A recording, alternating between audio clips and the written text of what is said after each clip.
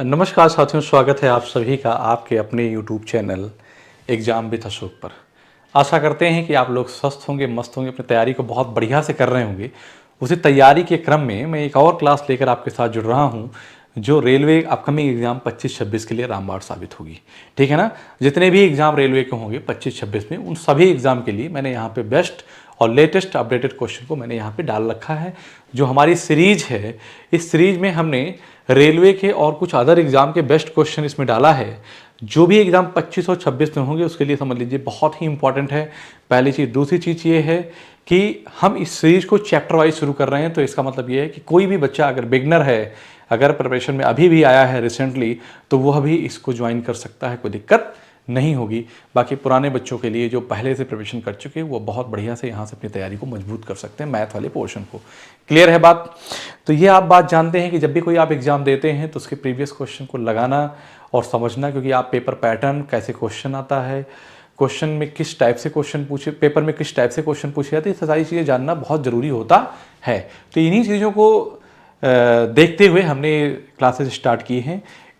इसमें हम जितने भी चैप्टर रेलवे के हैं सारे हम चैप्टर वाइज PYQs प्लस और भी बेस्ट क्वेश्चन इसमें हम डाल देंगे। अगर इतना आपने कर लिया तो समझ लीजिए कि आपका काम हो गया। तो मैं यहाँ पे मेरा टारगेट क्या रहेगा कि कंसेप्ट के साथ ट्रिक भी आपको हम सिखाएंगे।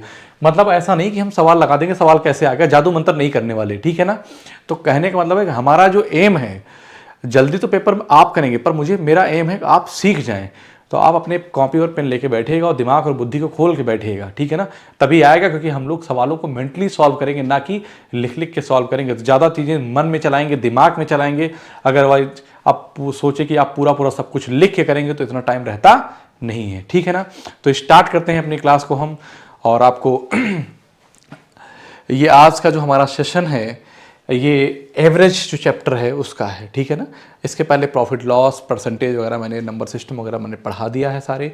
उनको आप हमारे प्लेलिस्ट में जाइए और रेलवे जो सीरीज चल रही है उसमें आप जाके एक एक करके पढ़ सकते हैं। क्लियर है बात। चलिए, तो पहला क्वेश्चन आज का है बेटा, कह रहा है कि 11 और 30। देखिए, आप कंसेप्ट जरूर नोट कर लीजिएगा। मैंने क्या कहा आपसे कि अगर आप बिगनर है ना, तब भी आप सवाल को आराम से सीख पाएंगे। कह रहा है कि 11 और 30 के बीच अभाज्य संख्याओं का औसत ज्ञात कीजिए। 11 और 30 के बीच अभाज्य संख्याओं का औसत की अगर उसने बात किया है बेटा, तो ध्यान दीजिएगा। 11 और 30 के बीच अभाज्य संख्या है, ऐसे सवालों को हम डायरेक्ट नहीं, मैनुअली करते हैं। क्यों? क्योंकि आपको ये पहले पता करना पड़ेगा कि 11 और 30 के बीच अभाज्य संख्याएं कौन कौन सी हैं। अभाज्य संख्याएं क्या होती हैं? वह संख्या जो एक और स्वयं से विभाज्य हो। इसका मतलब 11 के बाद कौन सी संख्या आती है? आप कहेंगे सर 13 आती है। 13 के बाद कौन सी आती है? फिर आप कहेंगे सर 17 आती है। 17 के बाद कौन आती है? 19 आती है। 19 के बाद फिर 23, 23 के बाद फिर 29। आप कहेंगे यस सर। इसका मतलब ये है कि यही 11 और 30 के बीच में यही 5 अभाज्य संख्याएं हैं जो आती हैं। आपसे इनका औसत पूछा है। क्या पूछा है? औसत पूछा है। ठीक है ना। तो आप कुछ भी मान लो, जैसे 13 से लेकर 29 तक के बीच में आप कोई संख्या कह दो कि इनका औसत 20 है, 20 के आसपास आंसर 20 मान लिया, तो कितना कम है? कितना कम है बेटा, इस बात को आप बताओ कितना कम है। तो आप कहेंगे सर कंपेरिजन कर ले रहा हूँ, तो मैं कहूँगा माइनस का 7 कम है, ये माइनस का 3 कम है, ये माइनस का 1, ये प्लस का 3 और प्लस का 9 है। आप कहेंगे यस सर। ठीक, ये प्लस का 3 माइनस का 3 कैंसिल हो जाएगा और ये 7 और 1 8 माइनस 8, यहाँ पे 1 प्लस 1 बच जाएगा। इसका मतलब ये है जो 1 बचा है प्लस में बचा है, और ये डिवाइड हो जाएगा किस में? 5 में, 5 से। तो इसका क्या हो जाएगा? 0.2 हो जाएगा। इसका मतलब जो आंसर आएगा बेटा 20.2 आएगा। दूसरा तरीका क्या हो सकता है कि इन सब को जोड़ लो, इन सब को जोड़ो, डिवाइड बाई क्या कर दो? 5 कर दो, तब भी आंसर आ जाएगा। क्योंकि औसत क्या कहता है, इस बात को समझो। औसत, अगर हम औसत की बात करें, जिसको हम कहते हैं क्या बेटा? Average. Sum of all observation, sum of all observation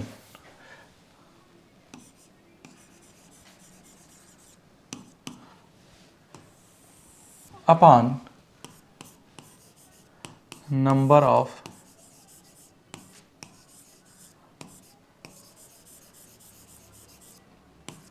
observation, sum of all observation upon number of observation. इसको कहेंगे प्रेक्षणों का योग, सभी प्रेक्षणों का योग। इसको हिंदी में क्या कहेंगे, सभी प्रेक्षणों का योग बटे प्रेक्षणों की संख्या।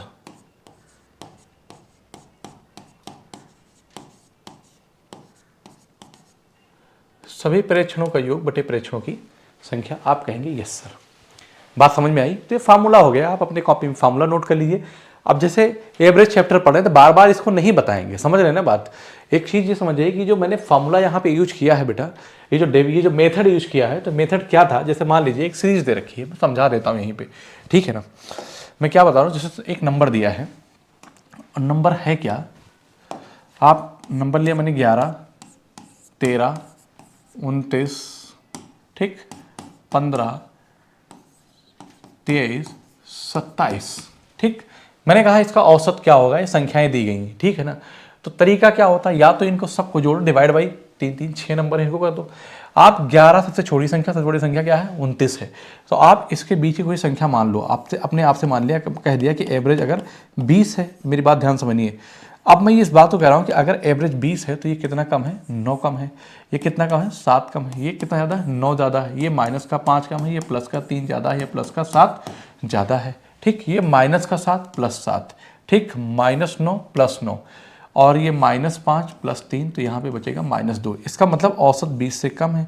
ये जो 2 आया ना, इस 2 6 से डिवाइड हो जाएगा, कितना से, 6 से डिवाइड हो जाएगा, तो 0.33 रहेगा, 0.33। तो इसका मतलब है कि 19.77 समथिंग ऐसे आएगा इसका औसत। समझ में आया? इसे हम कहते हैं बेटा डेविएशन मेथड।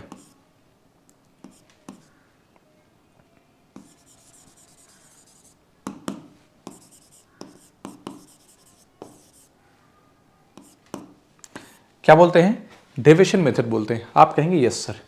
बताओ भाई समझ में आया कि नहीं है? आप कहेंगे यस सर, क्लियर है। तो हम कहाँ थे, हम पहला सवाल मेरा हो गया था, ठीक है ना। अगले सवाल की तरफ आते हैं। अगला सवाल हमारा क्या कह रहा है, देखो। हाँ, तो मैं यहीं पे था। ये कह रहा था कि 6 व्यक्तियों के एक समूह में 72 किलोग्राम वजन वाले एक व्यक्ति को एक अन्य व्यक्ति द्वारा प्रस्थापित करने पर समूह के औसत वजन में 2 किलोग्राम की वृद्धि हो जाती है। समूह में शामिल हुए नए व्यक्तियों का वजन कितना है? तो मैं ये कहूँगा कि 6 व्यक्तियों के एक समूह है, 72 किलोग्राम वजन वाले एक व्यक्ति को एक अन्य व्यक्ति, इसका मतलब है कि एक व्यक्ति 72 किलोग्राम का है, क्या है बेटा, 72 केजी का एक व्यक्ति है। ध्यान से समझना मेरी बात को, फिर आपको समझ में आ जाएगा। लेकिन इसकी जगह पे एक व्यक्ति आया जिसकी वजह से औसत वजन में 2 किलोग्राम की वृद्धि हो गई। तो हम कहेंगे 2 किलोग्राम की वृद्धि हुई है, सब में हो जाएगी, तो 6 × 2 अर्थात 12, 6 × 2, 6 × 2 अर्थात 12। तो मैं कहूँगा 72 और 12 कितना बनेगा बेटा, 84 आ जाएगा, ठीक है ना। ये 72 है और प्लस 12 हो जाएगा, तो बराबर कितना आ जाएगा, यही आएगा। तो 84 इसका आंसर बनेगा। मे भी आपको नहीं समझ में आया होगा, कंसेप्ट ध्यान से सुनो, सवाल इतना ही लगेगा। मतलब कहने का ये ओरल क्वेश्चन था, पेपर में अगर ऐसा सवाल आ गया तो ज़्यादा से ज़्यादा आपको 10 से 12 सेकंड लगेगा, और इससे ज़्यादा नहीं लगेगा। मेरी बात ध्यान सुनिए। जैसे हमारा एक ग्रुप है, क्या है बेटा, एक ग्रुप है, ठीक। इस ग्रुप में कितने मेंबर हैं? तो मैं कहता हूँ कि इस ग्रुप में मेंबर की संख्या है 5। कितने हैं बेटा, 5 हैं, ठीक है ना। तो अब मेरी बात ध्यान से सुनना, अगर 5 हैं तो यहाँ पे कितने, मैं कहता हूँ कि ये 10,000 रुपये कमाता है, मेरी बात ध्यान सुनना, या 1,000 रुपये कमाता है, चलो ठीक है। ये 800 रुपये कमाता है, ध्यान सुनना। ये 1,800 रुपये कमाता है, ठीक। ये 1,200 रुपये कमाता है, आप कहेंगे यस सर, ठीक। और ये 500 रुपये कमाता है, या मैं कह दूं कि 1,500 रुपये कमाता है। तो बताओ कि अगर मैंने पूछा कि एक घर में एक ग्रुप में 5 मेंबर हैं और 5 इतनी इतनी कमाते हैं, तो इनकी एवरेज इनकम क्या है? तो आप कहें बताएंगे कि मैं पूछूंगा आपसे कितनी इनकम है, तो कहें 1,000 ये कमाता, 800। मैंने कहा ये सब मत बताओ भाई, इतना बताओ कि एवरेज इनकम क्या है, ठीक है ना। यहाँ पे मैं इसको 1,000 के बजाय मैं इसको भी 1,500 ही कर दूँ तो ज़्यादा ठीक रहेगा मेरे हिसाब से, ठीक है ना। मेरे हिसाब से इसको भी मैं, नहीं सही था, ये सही था बेटा, ये 800 था, ये बिल्कुल सही था। तो मैं इसको यहाँ पे 1200 कर देता हूँ, मतलब 1200 रुपये ये भी कमाता है। ठीक है, तो आप देखेंगे तो इनका सम कितना है। तो 12 20 2000 और एक 3000, एक 4000, एक 5000, 6000, कितना है इनका सब मिला के 6000 कमाते हैं। तो कितने लोग हैं 5, तो इसको डिवाइड करूंगा तो 12 पंचे 60, 1200 रुपये एवरेज इनकम आ गई। मेरी बात ध्यान से समझ से चलिएगा, अगर ये बात नहीं समझ पाएंगे तो आप सवाल नहीं कर पाएंगे। कहने का मतलब क्या है कि 1200 ये कमाता, 1200 ये कमाता, ये तो 1000 कमाता, तो ये कितना हो गया, प्लस का 200 रुपये फ़ायदे में है, ये प्लस का 400 फ़ायदे में है, और ये माइनस का ये कितना है 600 रुपये घाटे में है। ठीक है ना, 600 ज़्यादा, ये 400 कम, मतलब इस 600 ज़्यादा कमाने की वजह से यही देखो 400 200 इसमें बट गया है। अब मैं एक सवाल आपसे करता हूँ कि अगर इस फैमिली में एक मेंबर आ गया, ऐसा मेंबर है जिसकी इनकम 1200 रुपये है, तो मैंने कहा कि अब फैमिली की एवरेज आय क्या होगी, तो हम कहेंगे सर नो चेंज, वही रहेगी जो पहले थी। ठीक है ना। अब मेरी बात ध्यान सुनो, एक व्यक्ति और आ गया इस फैमिली में, ठीक है ना, मैं कहता हूं कि उसकी एवरेज कितनी है इनकम 1900 है। तो आप मेरी बात ध्यान सुनिए, इसका मतलब है कि एवरेज से कितना ज़्यादा है, तो एवरेज से 700 ज़्यादा है। कितना 700 ज़्यादा है, और फैमिली मेंबर कितने हैं 7 हैं, तो डिवाइड कर दो, जो एवरेज से जितना एक्स्ट्रा होगा उसको डिवाइड कर दो तो कितना आ जाएगा 100 आ जाएगा। ठीक, इसका मतलब अब एवरेज इनकम कितनी हो जाएगी 1300 हो जाएगी।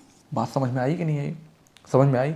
मैं कहता हूं कि एक व्यक्ति और आ गया, एक व्यक्ति इसी फैमिली में और आ गया, व्यक्तियों की संख्या कितनी हो गई 800 हो गई, है ना, कितनी हो गई 800 हो गई। तो ये कितना कमाता है ये आपको बताना पड़ेगा, ठीक है ना। तो ये कमाता है 2400 रुपये, कितना है इसकी इनकम कितनी 2400। अगर मैं ये कह दूं कि ये 2400 ना कमा के यह सिर्फ और सिर्फ, मेरी बात ध्यान सुनना, ये जो व्यक्ति है ना ये कमाता है 1000 रुपये, मेरी बात ध्यान सुनो। अब बताओ इस पूरे ग्रुप की एवरेज इनकम क्या हो जाएगी। इसका मतलब है कि औसत से कितना कम कमा रहा है 300, औसत से 300 कम कमा रहा है। तो क्या होगा कि 300 कम कमा रहा है ना औसत से, तो ये डिवाइड हो जाएगा 4 4 8 से, है ना। तो 8 3 24 और 8 7 56, मतलब कि 37 कम हो जाएगा औसत से। बात क्या समझ में आई कि अगर किसी ग्रुप या फैमिली या कोई एक समूह है जिसका औसत दिया गया है, एक किसी नए उस ग्रुप में नया व्यक्ति ऐड होने से अगर औसत में चेंज नहीं आता है, इसका मतलब उसका वजन औसत के बराबर है। ठीक है, अगर कोई ऐसा ग्रुप आता है, कोई ऐसा मेंबर आता है उस ग्रुप में जिसकी वजह से औसत में वृद्धि हो जाती है, इसका मतलब है कि इससे कंपेयर करने से पता चल गया मुझे कि वह व्यक्ति औसत से उतना वजन ज़्यादा है। अगर औसत में कमी आ रही है तो हम ये कहेंगे कि उसका वजन औसत से कम है, इस बात की गारंटी है। ठीक है ना, समझ में आई कि नहीं बात आई। यही क्वेश्चन में यही था कि 72, एक क्या था कि 6 व्यक्ति थे, तो एक 72 किलो वाले व्यक्ति के स्थान पर एक नया व्यक्ति आ गया, और जो व्यक्ति आया उस व्यक्ति के आने से औसत में वृद्धि हो गई। इसका मतलब है कि वह औसत से कितना है ज़्यादा है। तो मैं कहूँगा कि 2 किस में बढ़ गया, सब में बढ़ गया। तो 2 छंग 12, 72 12 84 हो गया। इसका मतलब है कि अगर आपने ये कंसेप्ट सीख लिया तो आई होप कि आप 2 से 4 सेकंड में सवाल आप कर जाएंगे। ज़्यादातर सवाल इसी पे बनते हैं, या तो एलिगेशन डेविएशन लगा के हम लोग क्वेश्चन को बनाते हैं। बताओ समझ में आई कि नहीं है। आगे चलते हैं। 21 संख्याओं का औसत 66 है, पहली 9 संख्याओं का औसत 67 63.7 है, और अंतिम देखो मेरी बात, 21 संख्याएं हैं, मान लो 1 2 3 4 5 6 7 8 10 11 12 13 ऐसे, है ना, ऐसे, ठीक। फिर 14 15 16 17 18 19 20 और 21। देखो मैं समझा रहा हूँ, ऐसा नहीं। तो कह रहा है कि 21 संख्याओं का औसत पहली 9 संख्याओं का, तो पहली 9 संख्या कौन होगी ये, इसका मतलब यहाँ से पहली 9 संख्या। फिर कह रहा है कि जो भी है, और अंतिम 13 का, तो 1 2 3 4 5 6 7 8 9 10 11 12 13। इसका मतलब है ये कि जो 9वीं संख्या ना 2 बार ऐड हुई है, 2 बार ऐड हुई है। इसी को मुझे क्या करना पड़ेगा, हटाना पड़ेगा, इसी को मुझे हटाना पड़ेगा एक बार। तो कह रहा है कि यदि 9वीं संख्या को बाहर कर रखा जाता है तो शेष संख्याओं का औसत क्या होगा, ठीक है ना। 9वीं संख्याओं को, तो मैं ये कहूँगा, मेरी बात ध्यान सुनो, कि अगर 21 संख्याओं का औसत 66 है और कह रहा है कि फर्स्ट जो 9 है, जो 9वीं संख्या है, उनका औसत कितना है, 63.7 दिया है, ध्यान देना। और जो अंतिम 13 संख्याएं हैं बेटा, उनका जो औसत है वो 69.9 है। तो आप कहेंगे यस सर, यही कहेंगे। मेरी बात ध्यान सुनना, आप बस कंपेयर कर लो बेटा कि ये कितना कम है। तो 64 मतलब कि 2.3 कम है। आप कहेंगे यस सर, है ना। और यहाँ पे हम बात करेंगे इस पे, यहाँ पे, तो ये कितना कम है, 66.3, तो प्लस का 3.9 ज़्यादा है। तो औसत में क्या चेंज आएगा, ये बात आप ध्यान समझिए। इसका मतलब औसत तो 66 था, देखिए प्लस माइनस क्या हो रहा है, तो 9 त्रिक 27 के साथ यहाँ पे माइनस करूँगा मैं। इस बात को मैं यहाँ ना करके अलग से करूँगा, तो इसके साथ इस 9 को इसके साथ मल्टीप्लाई करूँगा तो जो रहेगा माइनस में लिखा जाएगा। 9 त्रिक 27 के साथ हासिल 2 और 9 दूनी 18, 2 20। आप कहेंगे सर 20.7 है, वो भी किस में, माइनस में। इसको करेंगे तो 13 9 या 17 के 7 हासिल 11 और 13 3 39, 1 40 10 50। आप कहेंगे सर 50.7, ये किसका है, ये प्लस का है, ये माइनस का है। इनका डिफरेंस करोगे तो कितना आ जाएगा बेटा, आप कहेंगे सर 30 आएगा। इसका मतलब ये है कि 66 से औसत जो 9वीं संख्या है ना, वो 30 ज़्यादा है, तो वो क्या होगी, बढ़ जाएगी, किस में, 21 में। किस में बढ़ जाएगी, 21 में, ठीक है ना।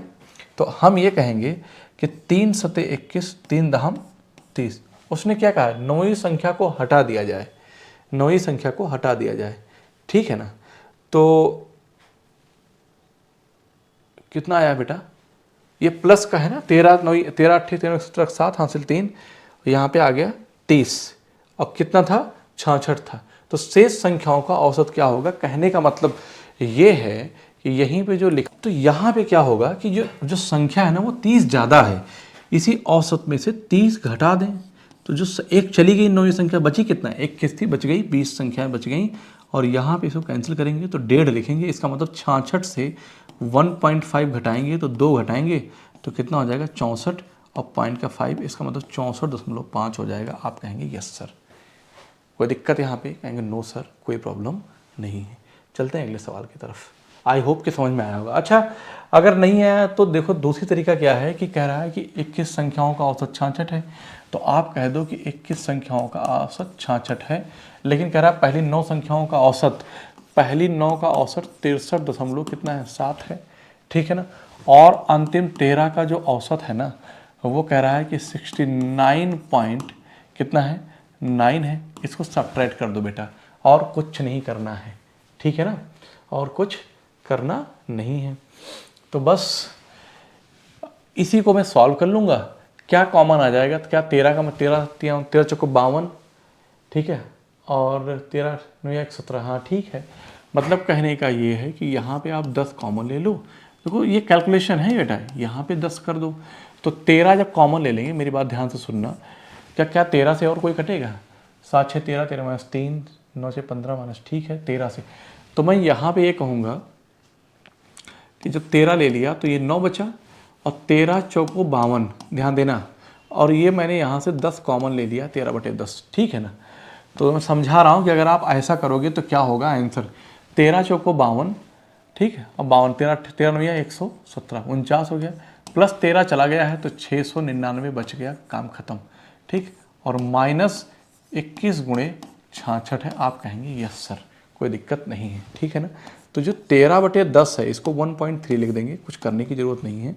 9 9 81 के 8, 9 चौक 36, 4 40 4 44, कितना है, 441 प्लस 699 माइनस 21 गुणे 66, ठीक है ना। तो 9 1 10 के 0 हासिल 1, 9 4 13 1 14 के 4 हासिल 1, 6 4 10 1 11, और इसको क्या लिखेंगे, 1.3 इंटू में लगा देंगे, माइनस 21 गुणे 66 कर देंगे, कोई दिक्कत नहीं है, ठीक है ना, कोई दिक्कत नहीं है। अब क्या करो, बस इसके साथ मल्टीप्लाई, देखो कैलकुलेशन कितना लेंदी है। तो आप जब सॉल्व करोगे ना बेटा, तो वही आएगा, वही संख्या आ जाएगी। कौन सी? 9वीं संख्या आपको हटाने पे। तो औसत क्या होगा? फिर जितना होगी 9वीं संख्या, उसके बाद डिवाइड करेंगे किससे? 20 से। जो आएगा इसको क्या करेंगे? इसको हम, यही आएगा, इसको 20 से हम डिवाइड करेंगे। क्लियर है बात? तो यहाँ तो कट नहीं रहा है, 2 से करेंगे, 2 दहम 20, ठीक है ना, और 2 13, 2 33 66। देख रहे हो कैलकुलेशन कितना हार्ड है? कैलकुलेशन देख रहे हैं आप? मतलब मेरा सिर्फ ये बताना था कि बेटा अगर वैसा नहीं करोगे तो 2 33 66। तो ये सब करने की ज़रूरत नहीं है, आप करोगे। एक जीरो यहाँ से अब कटने वाला है क्या? कुछ नहीं कटेगा, ठीक है ना। इसको यहाँ पे लाओ तो ये नहीं लगेगा, तो 13 से मल्टीप्लाई करो, जो आए 33 से इसको मल्टीप्लाई करो, 21 तियाँ 63 के 3 हासिल 6, 21 तियाँ 63 और 6 कितना हो जाएगा? 69, 693, ठीक है ना। और 11 चौक 44 के 4 जीरो लगाओ, दशमलव यहाँ लग जाएगा। 1 मिनट, ये माइनस लगेगा ना, ये माइनस हो गया और ये जीरो लगाओ, पॉइंट लग जाएगा। 11 13 चौको 52 के 2 हासिल 5, 13 कम 13 5, 18 के 8 हासिल 1, 13 कम 13 और 1 14। 1482 में से 693 घटाओगे, ये मैंने आपको डिवाइड कर दिया है, ठीक है ना। बटे क्या है? 10 है। तो अब देखिए 2 में से नहीं, 12 में से 3 गया, कितना होगा? 12 में से 3 गया तो क्या हो जाएगा? 9 आ जाएगा, ठीक है ना। उसके बाद फिर आप क्या कहेंगे? 8 में से 9 नहीं जाएगा, 7 में से 17 हो गया, 17 में से 9 गया, क्या हो जाएगा? 8, ठीक। उसके बाद फिर आप क्या कहेंगे? 4 में से 9 नहीं जाएगा, 13 में से 6 गया तो क्या हो जाएगा? 7, ठीक। इससे 78.9 समथिंग। ये देखो एरर आ गया कि नहीं आ गया कहीं? कहने का मतलब ये है कि आप अगर इस प्रोसेस से करेंगे तो ऐसे ही बनेगा। क्लियर है? तो ये बिल्कुल भी नहीं करना है। अगर लगता तो आसान है लेकिन निकलता नहीं है क्वेश्चन, ठीक है। इधर आते हैं, देखो कि 6 क्रमागत विषम संख्याओं का औसत 36 है। बेटा मैं बस बता रहा था, अगर इनकेस आपको गलतफहमी है इस बात की कि काश मैं ऐसा कर लेता तो हो जाता, क्योंकि चीज़ें समझ में तो आती हैं लेकिन जल्दी होता नहीं है। तो ये चीज़ें सीखनी जो हम बता रहे हैं कि 6 क्रमागत विषम संख्याओं का औसत 36 है। आपको ये बता दूं कि विषम संख्याएं जो हैं, जैसे मैंने लिखा कि मान लो क्रमागत संख्याएं कोई लिख दिया 1 3 5 7, ऐसे मैंने लिखा, और 1 3 5 7, और विषम संख्या लिखा, मैंने कहा 9 लिख दिया, सम विषम। तो इनका जो औसत होगा बेटा, ये बीच की संख्या होती है, ठीक है ना, बीच की संख्या होती है। इसका मतलब है कि अगली औसत, इनका औसत यह होगा। अगर लेकिन यहीं पे 7 11 लिख दें तो औसत क्या होगा? इन दोनों के बीच का होगा। इसका मतलब औसत जो होगा अब क्या होगा? 6 होगा। चूँकि 6 संख्याएं हैं तो मतलब 3 इधर 3 इधर, तो मैं कहता हूँ कि जो संख्या है ना वो 36 है। मेरी बात ध्यान समझना, ठीक है ना, 36 है। तो यहाँ पे ध्यान दीजिए, जो अगली ये औसत है ना, जो अगली संख्या होगी ना वो 37 होगी, और इधर जो अगली संख्या होगी वो क्या होगी बेटा? वो 35 होगी। तो आप कहेंगे कि जो ये तो कौन सी हो गई? 3 इधर 3 इधर, तो 37 2 39 और 2 41 हो गया। इधर कहेंगे तो क्या होगा? उससे कोई हमको मतलब नहीं, फिलहाल हम आपको समझाने के लिए लिख देते हैं 33 और ये क्या हो गया? 31। 1 2 3 4 5 6, देखो 6 संख्याओं का औसत 35 और 37 के बीच में आ गया 36। लेकिन उसने कहा यदि अगली 4 क्रमागत संख्याएं को शामिल किया जाता है तो सभी संख्याओं का औसत क्या होगा? तो 4 शामिल कर देंगे, 6 4 कितना हो जाएगा? 10। और जब 10 हो जाएगा तो 3 ये और 2 5 और 5 इधर, इसका मतलब है कि औसत जो कुछ भी होगा इन दोनों के बीच में होगा। तो 39 और 41 के बीच की एक संख्या कौन सी है? 40, यही औसत आ जाएगा। बोलो आएगा कि नहीं आएगा? ये बात तो समझ में आ गई कि नहीं आ गई? इसका मतलब ये भी सवाल ओरल ही था। अगर करना चाहो तो 4 है 2 चौको 8, तो कितना हो जाएगा? 49 हो जाएगा। तो पहली संख्या, इसका मतलब हो जाएगा कि एक फार्मूला होता है फर्स्ट संख्या प्लस लास्ट संख्या, तो 31 प्लस 49 डिवाइड बाई किसके? 2 के। 40 30 70 10 80, और 80 डिवाइड बाई 2 करेंगे तो 80 को जब 2 से डिवाइड करेंगे तो कितना आ जाएगा? 40 आ जाएगा। तो एक फार्मूला और बनता है कि अगर सीरीज क्रमागत सीरीज है ना, क्रमागत सम संख्या या क्रमागत विषम संख्या हैं, तो उनका औसत फर्स्ट संख्या प्लस लास्ट संख्या डिवाइड बाई 2 होता है। तो मैं यहाँ पे लिख सकता हूँ क्या फार्मूला कि क्रमागत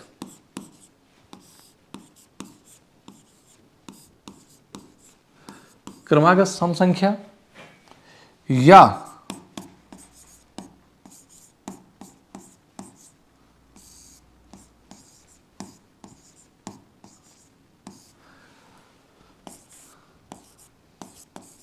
क्रमागत सम संख्या या क्रमागत विषम संख्या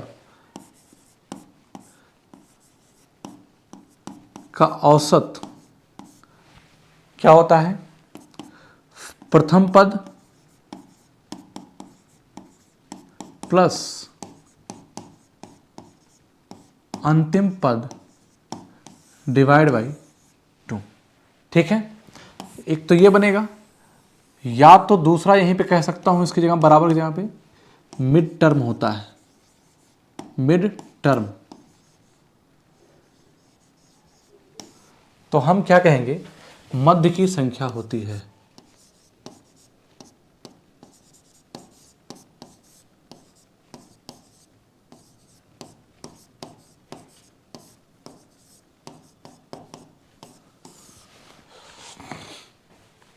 मध्य की क्रमागत सम संख्या या क्रमागत विषम संख्या का औसत जो है प्रथम पद प्लस अंतिम पद डिवाइड बाई 2, या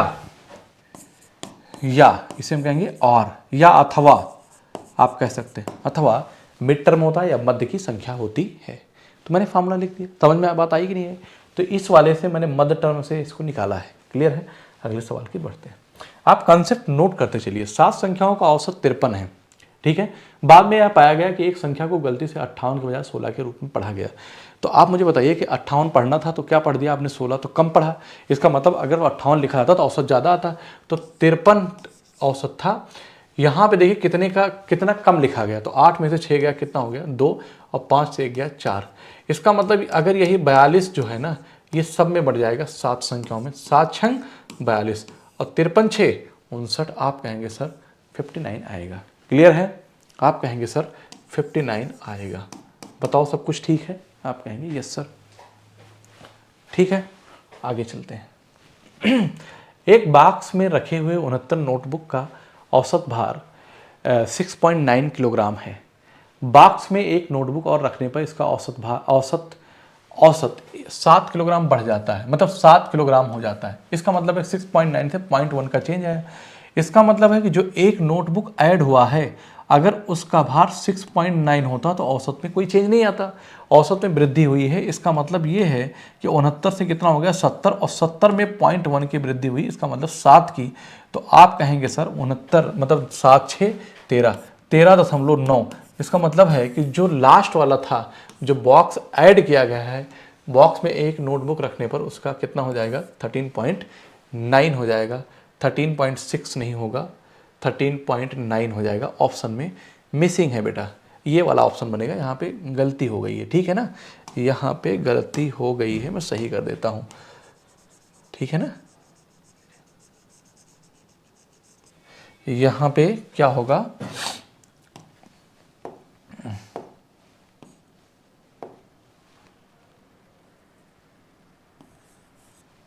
ठीक, चलो चलते हैं। तो समझ में बात आई कि नहीं आई, मैं क्या बताना चाह रहा था आपको, क्लियर है। अगले सवाल की तरफ आते हैं कि 10 छात्रों की कक्षा में औसत आय 16 साल थी। जब 2 छात्रों ने कक्षा छोड़ी तो शेष छात्रों की औसत आय 16.25 हो गई। छोड़ने वाले छात्रों की कुल आय कितनी थी। मैंने ये आपको बताया था, फिर से बार बार इस बात को बताऊंगा कि किसी ग्रुप में कुछ मेंबर हैं, अगर एक नया मेंबर ऐड हुआ, उससे आने से कोई औसत में अगर कोई चेंज नहीं होता है, इसका मतलब हुआ कि उसका जो वेट है वो क्या है, वह औसत के बराबर है, ठीक है ना। अगर लेकिन कोई नया व्यक्ति शामिल हुआ, औसत में वृद्धि हो गई, इसका मतलब औसत से अधिक है। आप मुझे बताओ, लेकिन अगर कोई चला जाए, यहाँ पे आने की बात कर रहा था, अगर कोई फैमिली से, अगर मान ली कुछ एक ग्रुप है, उसमें कुछ मेंबर हैं, उसमें से उनका कोई औसत दिया गया है, अगर एक व्यक्ति जाने से उसके औसत में वृद्धि हो गई, इसका मतलब है अगर वह औसत के बराबर होता तो कोई चेंज नहीं आता, औसत से ज़्यादा होता तो कमी होती, औसत से कम है इसलिए औसत में वृद्धि आई है। तो सिंपल सी बात है कि 10 छात्रों का औसत कितना है, 16 साल है। इसका मतलब ये है, वो ये कह रहा है कि जब 2 छात्रों ने कक्षा छोड़ दी, 10 में से 2 चले गए, तो बचे कितने 8, तो शेष छात्रों की औसत आय 16.25 हो गई, मतलब 0.25 की वृद्धि हो गई। इसका मतलब ये होना तो चाहिए था, अगर दोनों 16 कितने होते 32 होते, तो उनके औसत पे कोई चेंज नहीं आता, औसत बढ़ गया, इसका मतलब कम थे औसत से। कितना कम थे, तो मैं कहूँगा कि वो 8 जो छात्रों में 0.25 का चेंज आया, 25 अट्ठे 200, तो आप 200 पॉइंट यहाँ लगाओगे, इसका मतलब 2 किलोग्राम, कितने दोनों का वजन औसत के सम से 2 कम था, तो मैं कहूँगा कि दोनों मिलाकर 30 किलोग्राम के थे। तो पूछा है कि छोड़ने वाले छात्रों की कुल आय कितनी थी, तो आप कहेंगे सर 30 वर्ष थी। बताओ समझ में आया कि नहीं आया?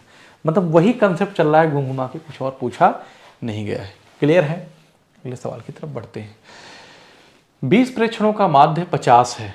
माध्य का मतलब मीन से एवरेज। इसका मतलब है कि 20 प्रेक्षणों का माध्य अगर कितना है 50 है, इसका मतलब है 50 50 50 50 50। ठीक है।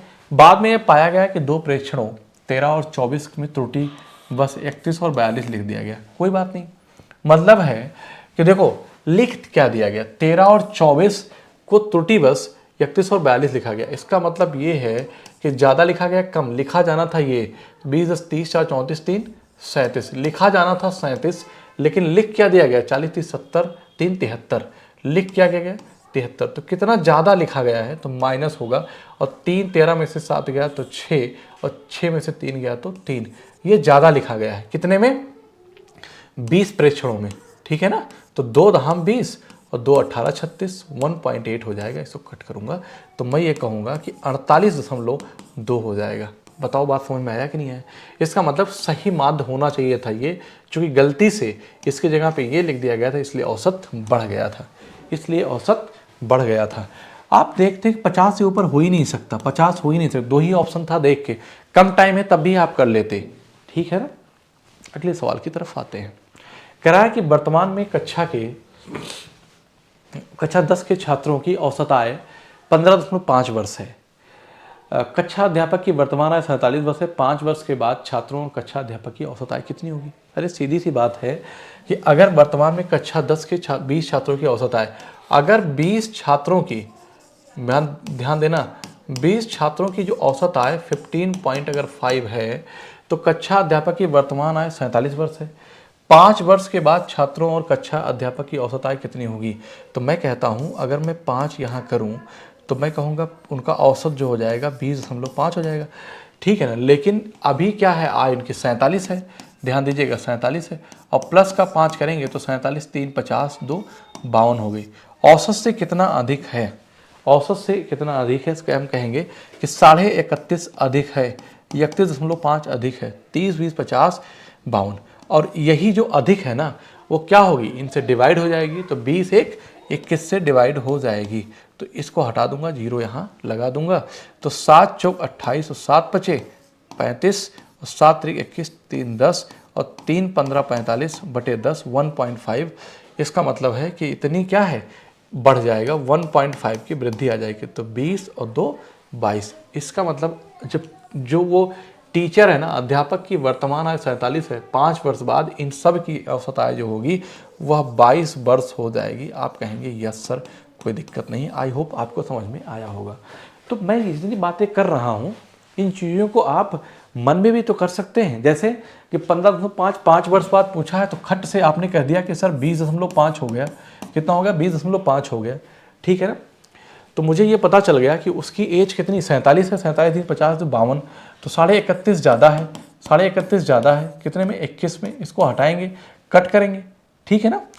तो 7 3 21 30 लिख देंगे, और 7 चौक 28 7 बचे 35, 3 15 45, तो 1.5 क्या होगी, 1.5 बढ़ जाएगी, तो 1.5। मतलब इतने में आपका सवाल हो जाएगा। बात समझ में आई कि नहीं? तो ये प्रैक्टिस पे डिपेंड करेगा बेटा, ऐसे नहीं होगा। आप प्रैक्टिस, उसकी अंडरस्टैंडिंग आपके अंदर अगर डेवलप हो गई, नहीं तो रट के थोड़ी नहीं कर पाएंगे कुछ। रट के आप कुछ नहीं कर सकते। समझ गए बात कि नहीं?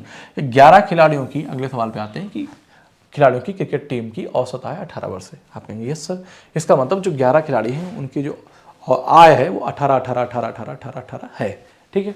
यदि 4 खिलाड़ी उस टीम में शामिल हो जाते हैं तो टीम की औसत आय तो वृद्धि हो जाती है। ठीक है भाई, अगर 4 बढ़ जाएगी, टीम के नए सदस्यों की औसत आय ज्ञात कीजिए। अरे भैया ठीक है, अगर 4 ऐड हुए हैं तो बढ़ गई है ना, तो इसका मतलब है कि 18 चौक 72, उनकी 72 से कितना ज़्यादा है, तो 11 4 15, अब हो गए 15। इस 15 से 2 वर्ष क्या हो जाएगा, बढ़ जाएगा।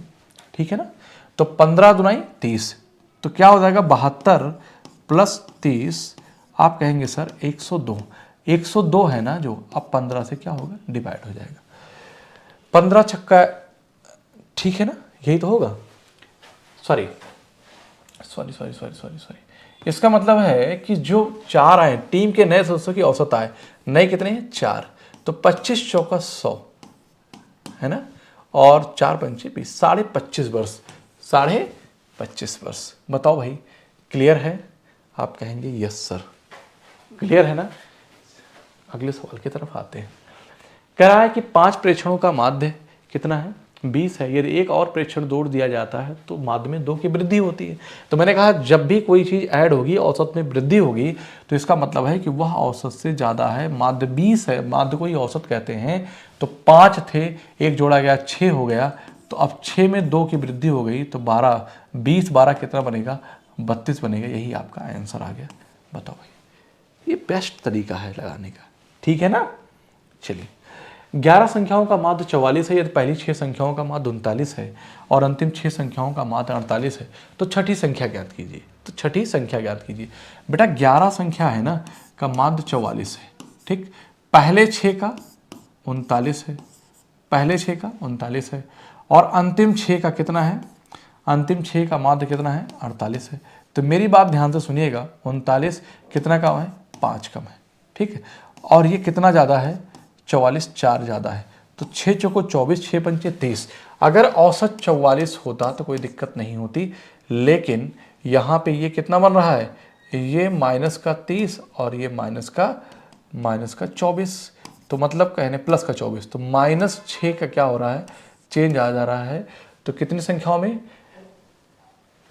हाँ 11 संख्याओं में, है ना। क्या पूछा हमसे, 11 संख्याओं का माध्य 44 है, तो सीधी सी बात है 44 - 6 कितना हो जाएगा 38 हो जाएगा। 44 - 6 कितना हो जाएगा 38 हो जाएगा। बताओ समझ में आया कि नहीं आया। तो इसका औसत क्या हो गया 38 हो गया, बात खत्म। अब देखो ये वाला था सवाल इजी, इस सवाल को आप चाहते तो कर लेते। जैसे 11 संख्याओं का औसत कितना है 44, इजी का मतलब क्या है कि डेटा आसान था। 6 का 39 है, 6 का 39 है, प्लस लास्ट 6 का क्या है 48 है, तो ये घटा देते, ठीक है ना। यहाँ पे हम घटा देते, तो मुझे इतना पता है कि 4, चलो ठीक है कोई इशू नहीं करता हूँ, 2 कॉमन है, 2 कॉमन ले लूँगा मैं यहाँ से, ठीक है। तो 2 तिहाई 6 और कितना हो जाएगा, ये 39 से रहेगा, प्लस 6 गुणे 24 माइनस 11 गुणे 22, ठीक है ना। 11 गुणे 11 गुणे 11, इसको 22 को क्या लिखूंगा 11 गुणे 2, 11 गुणे 121, 2 ना 242, तो मैं इधर क्या लिख दूंगा 242। मेरी बात ध्यान समझना, इधर क्या लिखेंगे 6 चौको 24 के 4 हासिल 2, 6 दूनी 12, 2 14, 144, प्लस 3 9 27 के 7 हासिल 2, 3 3 9 2 11 117। और लेकिन अभी यहाँ पे लेकिन यहाँ पे मैं देखो वही सवाल उस वाले को जो मैंने वहाँ बताया था, इसको भी मैं ऐसे बता रहा हूँ कि अगर बाय द वे आप लगाना चाहें तो क्या करेंगे, पर लगाना कतई नहीं है आपको। तो 117 144 7 4 11 के 1 4 1 5 1 6 1 1 2 261 माइनस 242, और यहाँ पे क्या है बेटा 2 है। तो 11 में से 2 गया क्या आ जाएगा 9 9 दूनी 18 के 8, देखो 8 आएगा यूनिट डिजिट, ठीक है। और 50 5 5 में 4 गया 1 वे हो गया, तो 2 गुणे 19 कितना आ गया बेटा 38 आ गया। यही चीज़ मैं वहाँ बताया, डेटा हार्ड था, फिर भी इसमें टाइम लगा कि नहीं लगा। तो मैं ये बार बार ये कहूँगा कि ये मेथड लगता तो आसान है, समझ में तो जल्दी आता है, पर आपको ये करने की ज़रूरत नहीं, आप करेंगे ऐसे, क्लियर है। बाकी आपकी इच्छा, जैसा चाहेंगे वैसे करेंगे। चलिए, 5 सदस्यों के एक परिवार की औसत आय 20 साल है, ठीक है।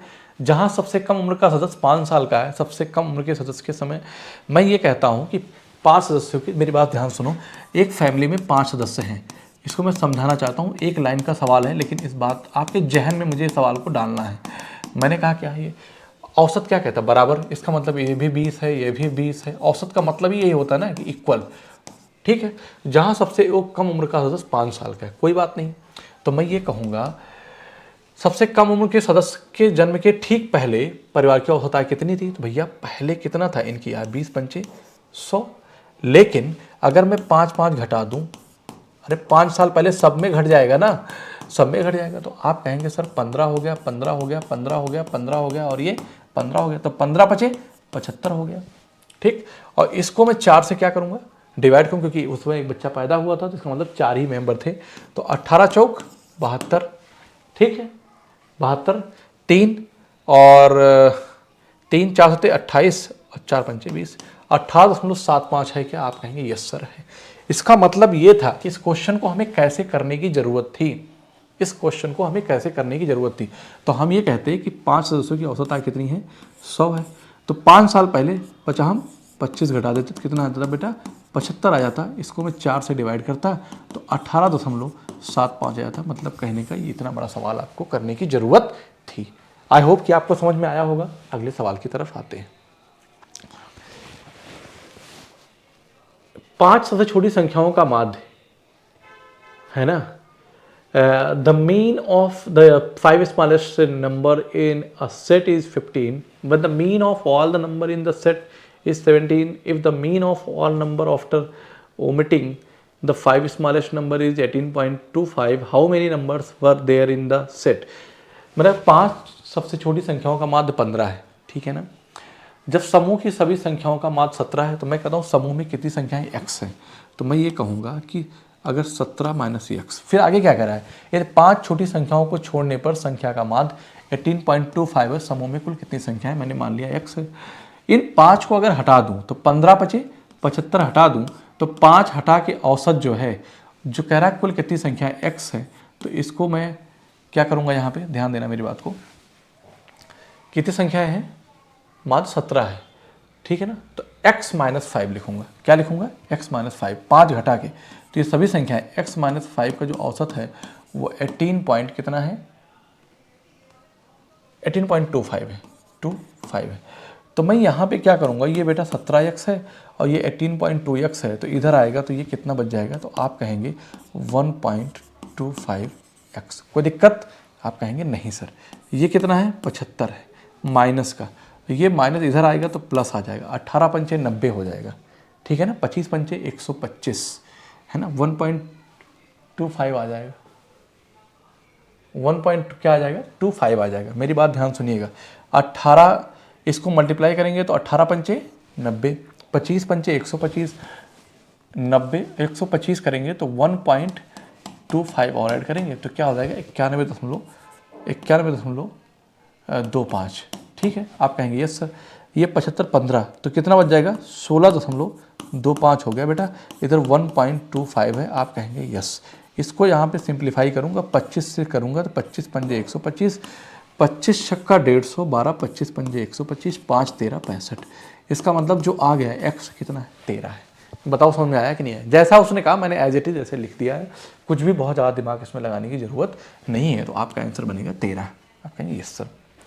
10 छात्रों के समूह में प्राप्तांकों का औसत 20 है। समूह में एक छात्र निकल जाए, मतलब जो एक समूह है, सेट है, ग्रुप है, जिसमें 10 छात्र हैं, उनका औसत कितना है?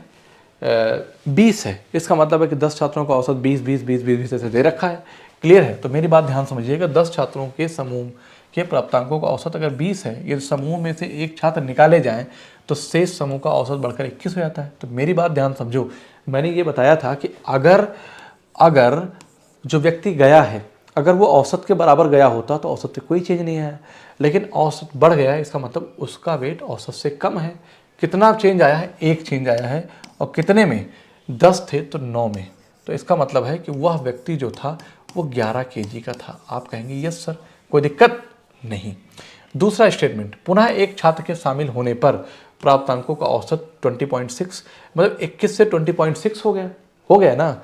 तो जो एक और आया तो इसका मतलब 20 से कितने छात्र हो गए? 21।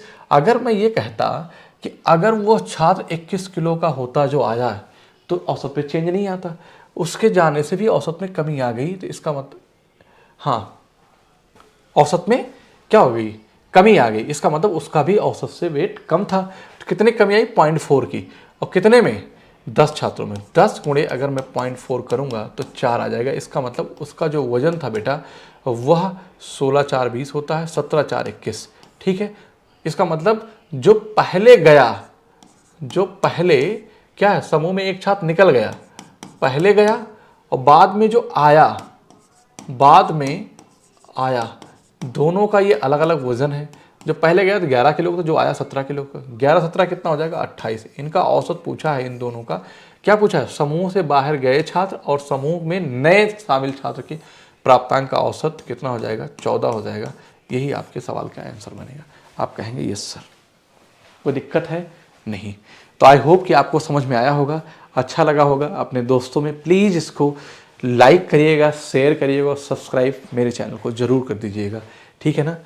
तो आप सबसे पहले तो शेयर कर दीजिएगा अपने दोस्तों में, फिर सब्सक्राइब कर दीजिएगा, ठीक।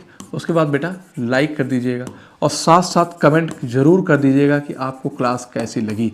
मैंने कोशिश की है कि हर बच्चे को समझ में आए। क्लियर है? मिलते हैं अगली क्लास में। आज के लिए इतना ही। जय हिंद साथियों।